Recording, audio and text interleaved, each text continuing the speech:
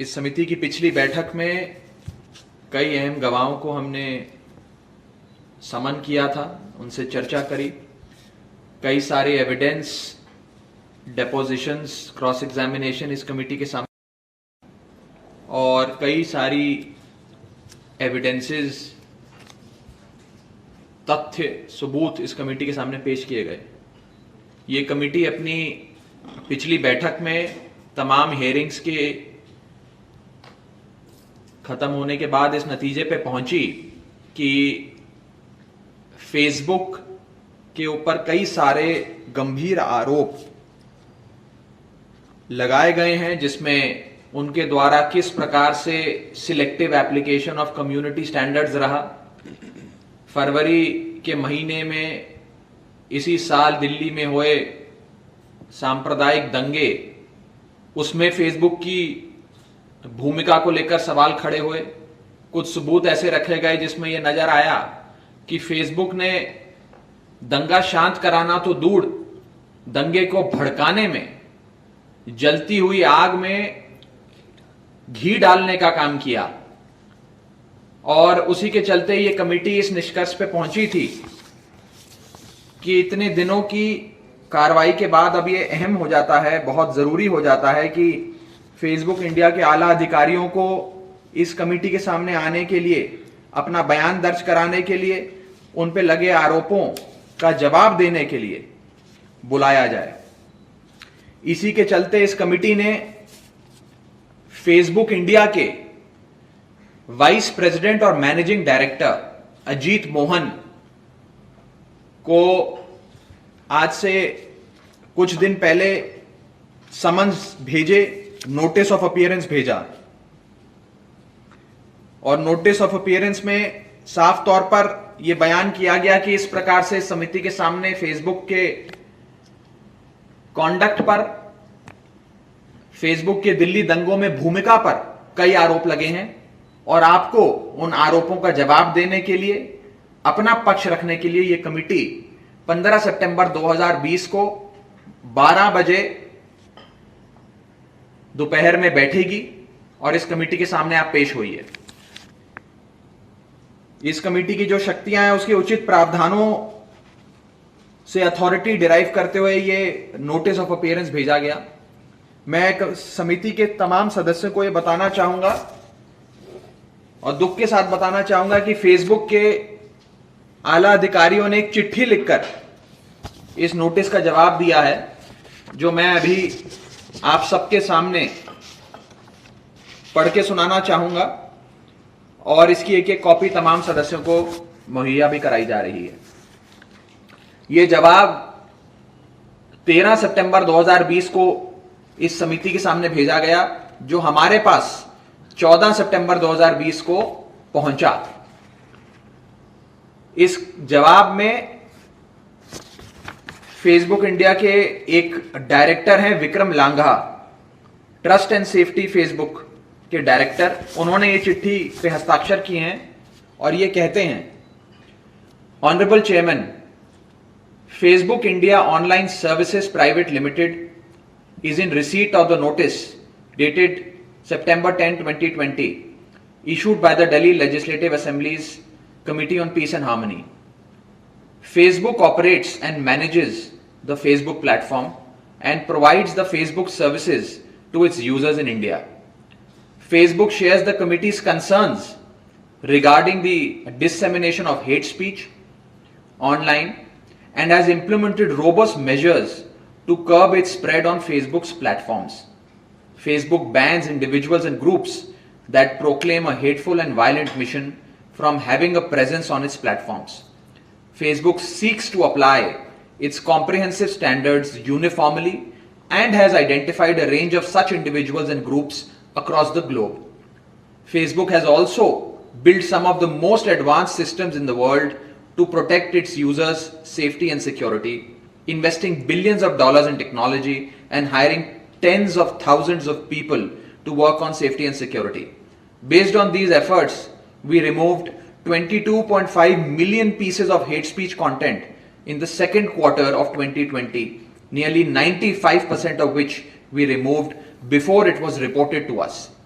Facebook is committed to being more transparent about how it combats hate speech and routinely publishes a transparency report which provides details about steps taken by Facebook to prevent and action content that violates its policies. In view of the importance of this subject, the Parliament Standing Committee on Information and Technology is examining the issues raised in the notice as part of inquiry into safeguarding citizens' rights. We gave testimony before the Parliamentary Standing Committee. We are enclosing the notice received from the Parliamentary Standing Committee for your reference. As you are well aware, the regulations of intermediaries like Facebook falls within the exclusive authority of Union of India, and in exercise of this power to regulate communication, Parliament has enacted the Information Technology Act 2000. Further, the subject of law and order in the National Capital Territory of Delhi also falls within the exclusive domain of the Union of India. Given that the issues raised by the notice involve subject matter within the exclusive domain of Union of India and that the matters are under active consideration by Parliament, we respectfully object to the notice and request you to recall it. Facebook responds to the notice without prejudice to and expressly reserving any and all of its rights. Sincerely, for Facebook India, Vikram लांघा।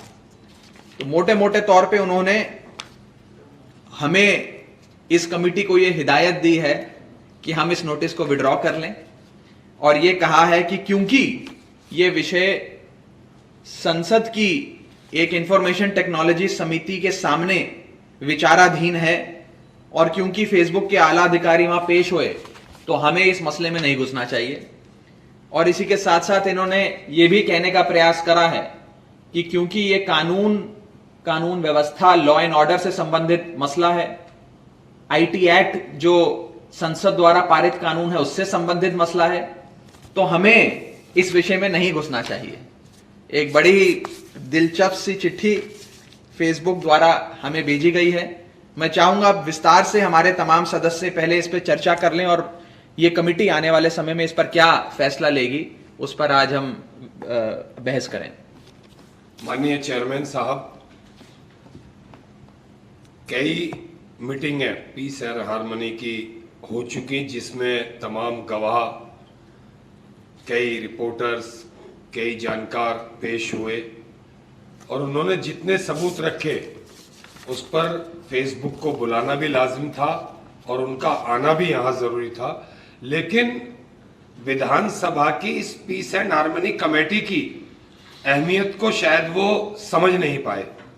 इसलिए मैं समझता हूं कि chairman साहब आपको अपनी पूरी power का इस्तेमाल कर उनको दिखाना होगा कि ये विधानसभा है, कोई मजाक नहीं है जिसको आपने एक चिट्ठी का जवाब, आपने एक सम्मन का जवाब एक चिट्ठी देकर के भेज दिया, आपको यहाँ पेश ही होना होगा। तो आपको पूर्ण रूप से अपने अधिकारों का इस्तेमाल कर उनको यहाँ बुलाना चाहिए। धन्यवाद। चेयरमैन साहब, बहुत हैरानी वाली बात है कि एक प्राइवेट कंपनी लोगों द्वारा चुनी हुई विधानसभा की एक कमेटी, जो कि मतलब उस हाउस की एक एक्सटेंशन होती है, उसको बता रही है जी आप का ये राइट नहीं बनता। तो मेरे को लगता है कि आपको जितनी भी जो भी मैक्सिमम पावर इस कमेटी की बनती है उसको इस्तेमाल करते हुए एक सख्त संदेश देना चाहिए। नोटिस वापस लेने की बात तो दूर है, इनको बुलाकर, एक तो इनकी गलती है भाई, हर तरीके से देखा गया है। यहाँ पर बहुत सारे विटनेस आए जिन्होंने अपने बयान में साफ तौर पे कहा कि फेसबुक सीधे सीधे तौर पर इन्वॉल्व है। तो चोर खुद ये डिसाइड कर रहा है जी ये हमारा, आप जज हो सकते हो कि नहीं हो सकते। ये मेरे को लगता है दिल्ली के वो सब लोगों की इंसल्ट है जिन्होंने इस हाउस की एक मर्यादा है, विधानसभा का एक म्यार है, फेसबुक ने उसको चैलेंज किया है। तो इनको और सख्ती से नोटिस भेजकर और यहाँ हर हाल में बुलाकर और इनके ऊपर सख्त से सख्त कार्रवाई करने की प्रक्रिया आपको शुरू करनी चाहिए। Thank you. बहुत ही अनफॉर्चुनेट रिप्लाई है और रिप्लाई इवेसिव है, वेग है और they are overstepping their authority.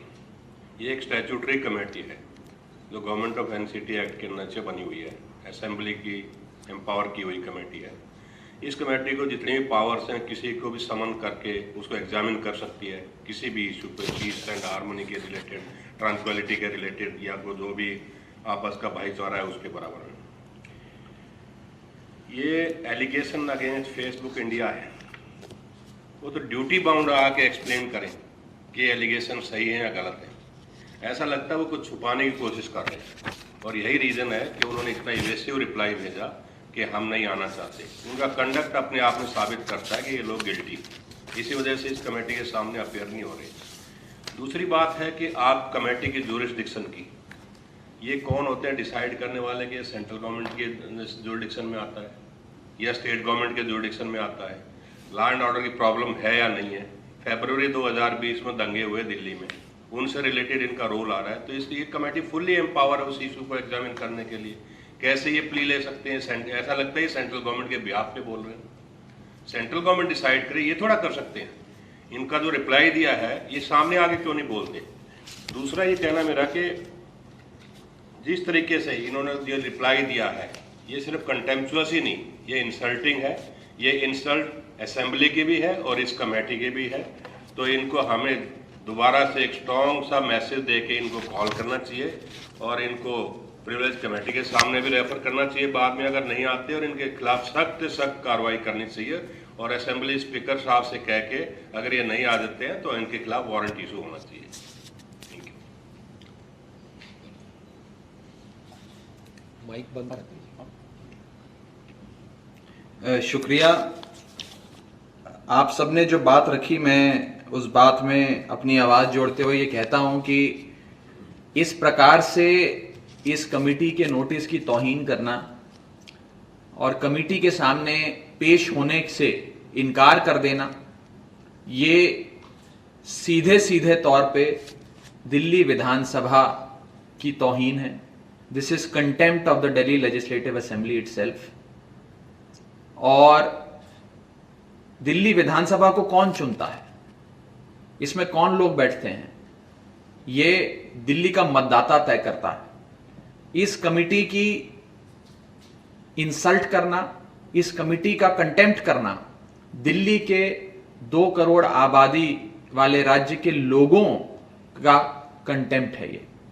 और मैं ये समझता हूं कि जो फेसबुक इंडिया के वकील हैं या जो उनके जानकार हैं कानून के, उन्होंने इन्हें बहुत ही गलत सलाह दी है। पहली चीज तो यह है कि यदि कोई विषय पार्लियामेंट्री स्टैंडिंग कमेटी के अधीन हो, उसका यह मतलब नहीं है कि दिल्ली विधानसभा उस विषय पर चर्चा कर सकती है कि नहीं कर सकती। हमारा देश एक फेडरल पॉलिटी है, संघीय ढांचा है, जिसमें state legislature functions independent of the parliament. Parliament अपने विषयों पर चर्चा करता है, राज्य सरकार की जो विधानसभा होती है, राज्य की विधानसभा होती है, वो अलग विषयों पर चर्चा करती है और वो एक समय सेम मुद्दे पे भी चर्चा कर सकते हैं। पहली चीज। दूसरी चीज, यहां तो विषय ही अलग अलग हैं।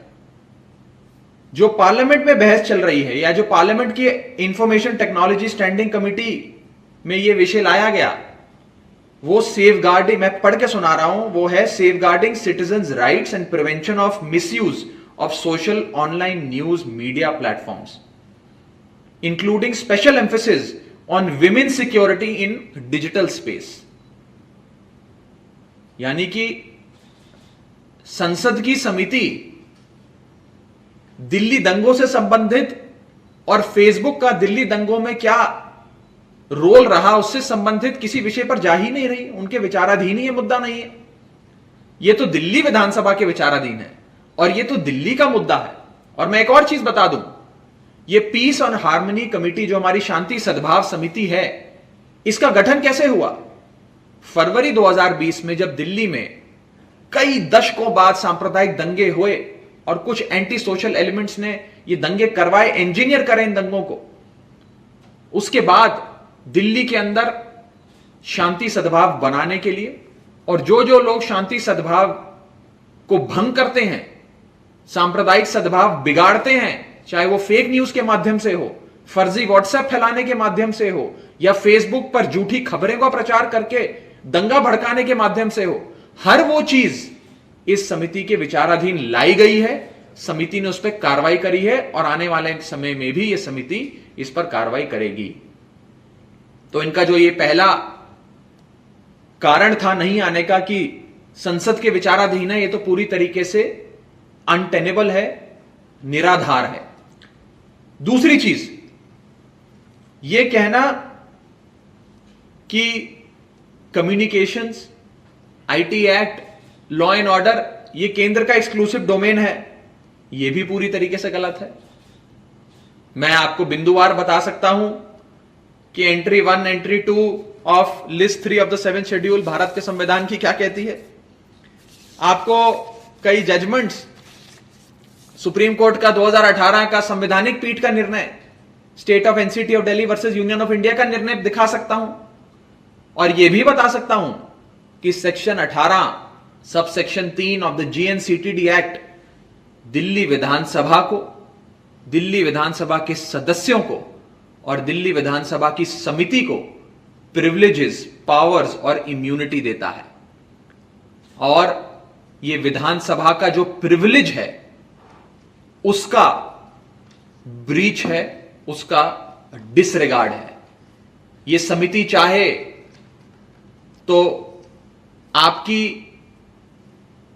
अटेंडेंस कंपेल कर सकती है, आपको मजबूर कर सकती है समिति के सामने आने के लिए, वारंट इशू करवा सकती है और आपको इस समिति के सामने पेश होना पड़ेगा। मैं बहुत डिटेल में कानूनी दांवपेच में नहीं जा रहा हूं, लेकिन मोटे मोटे तौर पे यह जरूर बताना चाहूंगा कि इस प्रकार से इस कमिटी के सामने ना पेश होना, रिफ्यूज कर देना, your refusal to appear before this committee is an attempt to conceal crucial facts in relation to Facebook's role in the February 2020 Delhi communal riots violence। यह दिखाता है कि Facebook के पास कुछ छुपाने के लिए है। यह दर्शाता है कि Facebook इस समिति से भाग रहा है और दिल्ली दंगों में जो उनकी भूमिका को लेकर आरोप लग रहे हैं, कहीं ना कहीं वो आरोप शायद निराधार नहीं है। इसीलिए आज एक अभियुक्त यानी कि एक अक्यूज्ड इस मैटर में यह कह रहा है कि मुझे तो केंद्र सरकार की संसद की समिति ज्यादा पसंद है और आप लोग कम पसंद है। हम तो वहां पेश होना पसंद करेंगे, आपके सामने पेश होना पसंद नहीं करेंगे। न जाने ऐसा कौन सा संरक्षण उन्हें वहां मिल रहा है जो वहां पेश होना पसंद करेंगे और हमारे सामने नहीं आना चाहेंगे। ये नॉन कोऑपरेशन पूरी तरीके से ये दिखाता है कि फेसबुक इंडिया दिल्ली दंगों में अपनी भूमिका को छुपाना चाहता है, बहुत सारे अहम फैक्ट्स को दबाना चाहता है, एविडेंस को सप्रेस करना चाहता है, तथ्यों को कंसील करना चाहता है। और यदि ये कमिटी के मेंबर्स सही समझें तो मैं ये प्रपोज करना चाहूंगा कि क्योंकि यह विषय बेहद गंभीर है, दिल्ली के शांति और सद्भाव से संबंधित है, तो एक आखिरी मौका प्रिंसिपल्स ऑफ नेचुरल जस्टिस के चलते, जो कहते हैं कि किसी भी दोषी को बिना उसकी गवाही लिए, बिना उससे सवाल जवाब करे उसे दोषी ना करारा जाए, यानी कि nobody has the right to be condemned unheard and a right and an opportunity of being heard must be accorded to every accused।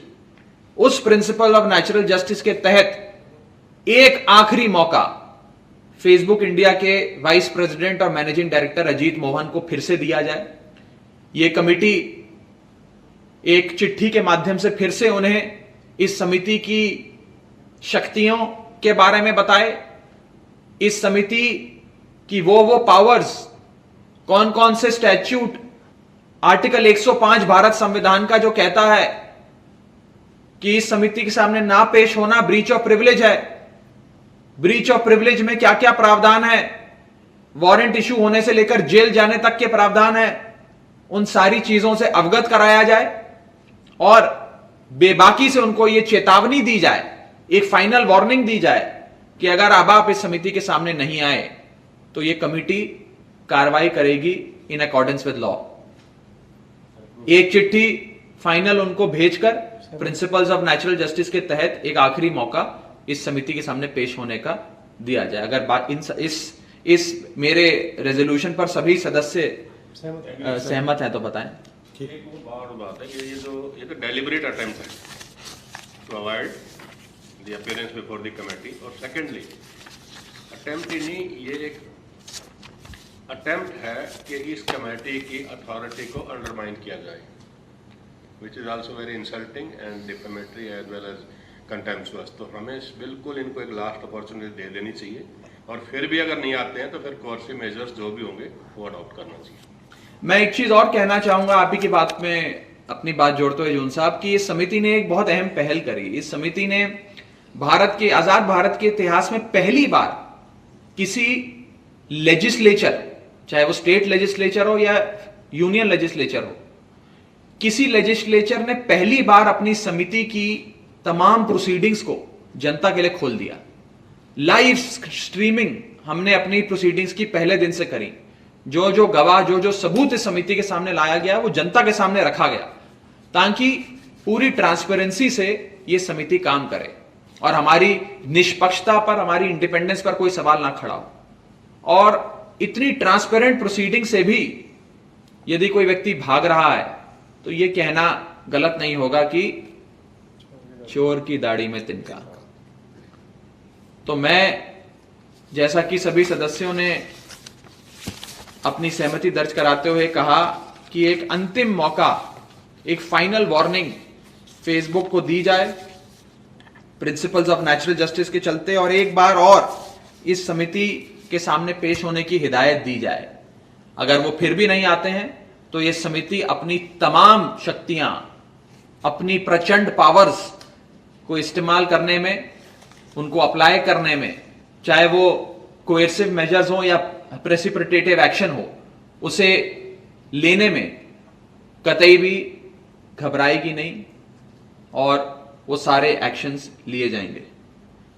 इसी के साथ साथ आज की इस समिति की बैठक को समाप्त करते हैं। आप सभी सदस्य आज की इस बैठक में आए, इसके लिए बहुत बहुत शुक्रिया।